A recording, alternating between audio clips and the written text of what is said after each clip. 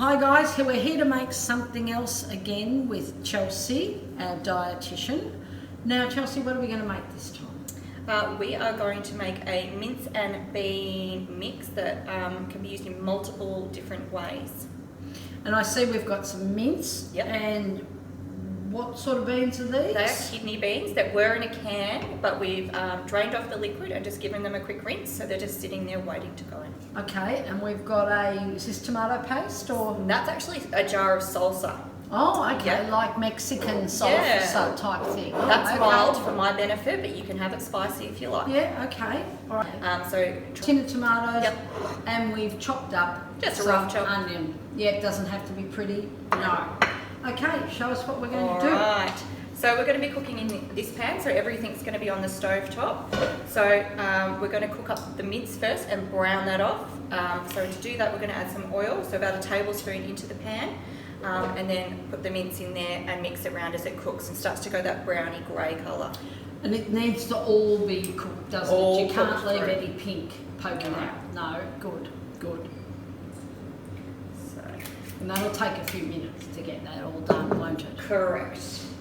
So I think we're going to be able to use this in all sorts of things, and that's our idea, is to try and do some recipes where we can do some different things with what we make. You can make heaps, put in the freezer, and then use it for something else. Correct. So this is a really good base for lots of different meals, and that you can change up with different ingredients that you may or may not have. So if you didn't have kidney beans, you could use chickpeas from a can, or you could use black beans, or you could use a 4-bean mix as well.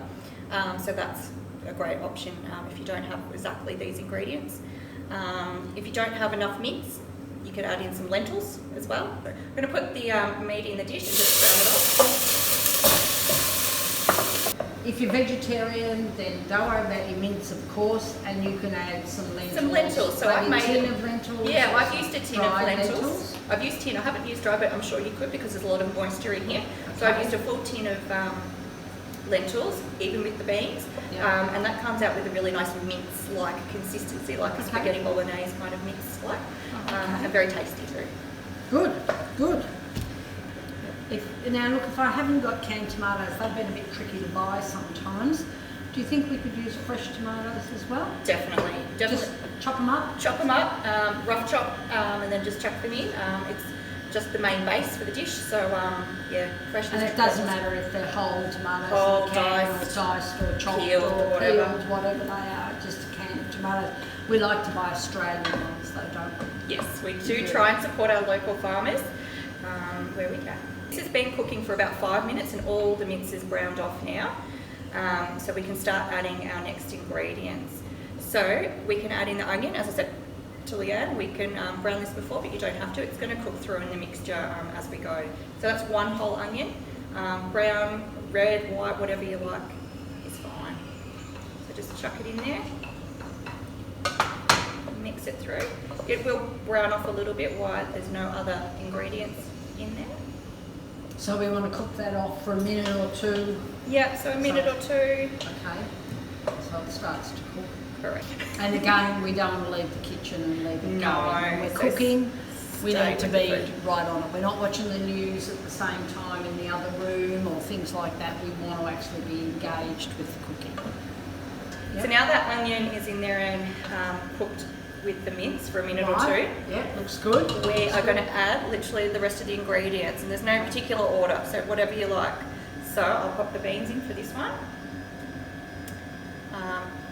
The tinned tomatoes, whether they're diced, whether they're pureed or whole, is fine. So I'm going to rinse that tin out a bit. I like to rinse it. Yes, feel free. Thank you.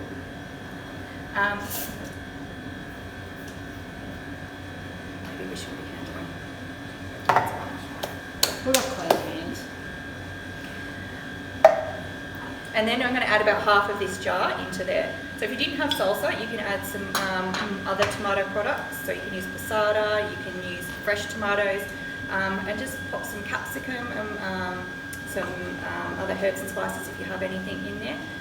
This What really about just, some of those pasta sauces that have already got, say, garlic you could and do that for capsicum sure. and use Yeah. a bit of it, yeah. So the aim of this whatever is gonna you've got, give- really, either way. Yeah, the aim of this is going to give us the chunkiness to the sauce, but also some other flavours that commonly pair well with these items.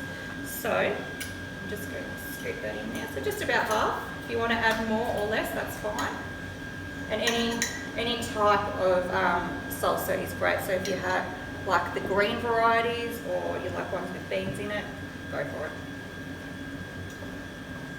And then just stir that through, and we're going to let that cook for a good probably about another 8 minutes or so everything gets nice and hot.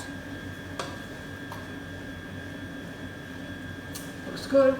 Looks very good. Turn it up a little bit. Today we're looking at making some burritos, but what else do you think we can do with this sort of thing? You know, you said we can make it and freeze it and use it again. Yeah. So first of all, definitely you can freeze this. So you can cook up a big batch and put it away, and it reheats really well on the stovetop or in the microwave. So you can put it back in the pan and cook it up. And what you can do with it, as you asked, is make some other meals. So as we are making burritos here today, using the tortillas, and you can use any type. So these are the ones you get in your Mexican section of the supermarket. You can use the ones that you get in the bread section. Yep. It's also a great base to make a spaghetti, so it's a very similar recipe to spaghetti bolognese. Yep. So you can use any type of pasta noodles, so we've got some spaghetti here, and just literally use that meat. You don't have to change it in any other way. You can also pair it really well with rice, so any type of just plain boiled rice goes really well with it, and then you can dress it with a bit of cheese, or you can add some salad on the side as well.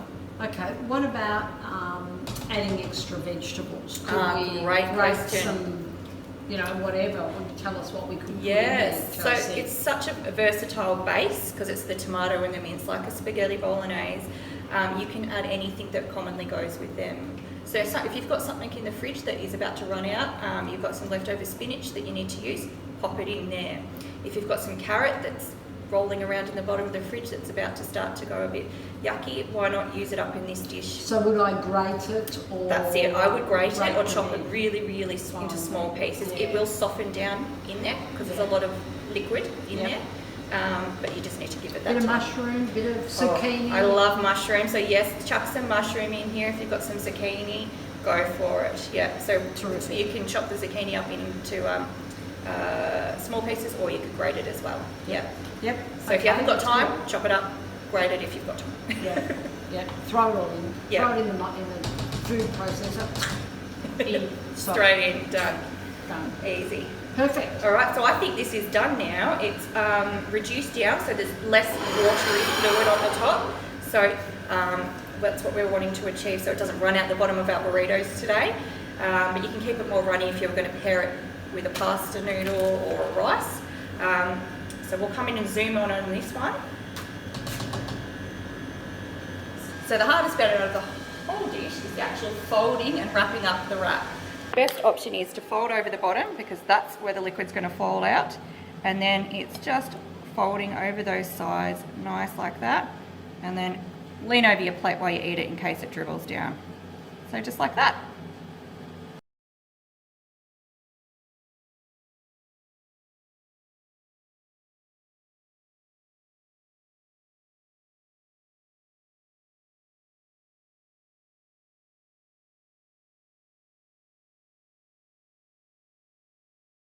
So we've had our dinner and now we've got some leftover of the mince mix, and as I said earlier, you can actually freeze this. If you don't have any, like they're not Tupperware but plastic containers, that's fine. You can actually use your Ziploc bags, so like this, and then fill them up and then pop them in the freezer. So what you need to do is just wait for this to cool down a little bit, and then fill up with whatever you've got left over.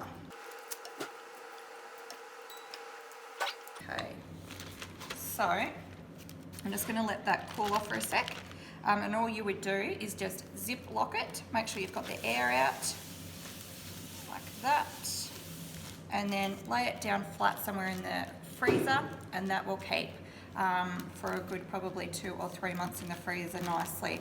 And then you can use that with all the other things that we talked about, so with some spaghetti, with some rice, or once again with the tortillas for making burritos.